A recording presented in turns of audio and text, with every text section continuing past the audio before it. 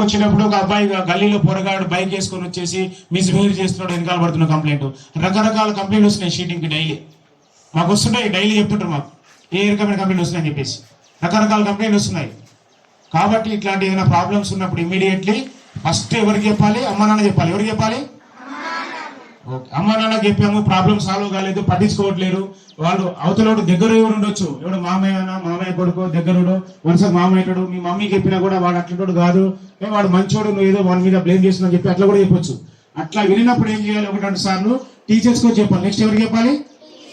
Teachers. ఒకవేళ అంతతో teachers తో కూడా కాకపోతే, ఒకవేళ వాళ్ళు మాకు ఇన్ఫార్మ్ చేస్తారు, కాకపోతే మీరు 100 కాల్ చేయొచ్చు. నాన్న ఎవరు కాల్ చేయొచ్చు?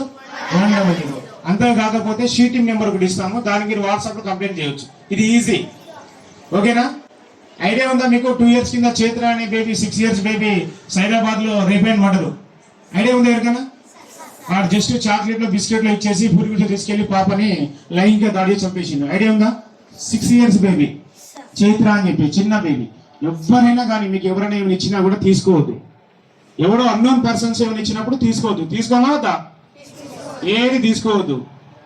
మన దగ్గర కూడా మన మీటింగ్ అయింది. మన దగ్గర మన తెలంగాణలో చాలా మంది ఆడపిల్లలు, మగపిల్లలు కానీ కిడ్నాప్ గురవుతున్నారు. కిడ్నాప్ చేసి వేరే స్టేట్కి తీసుకెళ్ళి అమ్మేస్తున్నారు. ఎవరైనా అన్నోన్ పర్సన్స్ ఎవరైనా ఇచ్చినా కూడా తీసుకోవద్దు, దయచేసి తినొద్దు, ఏం ముట్టుకోవద్దు వాటిని.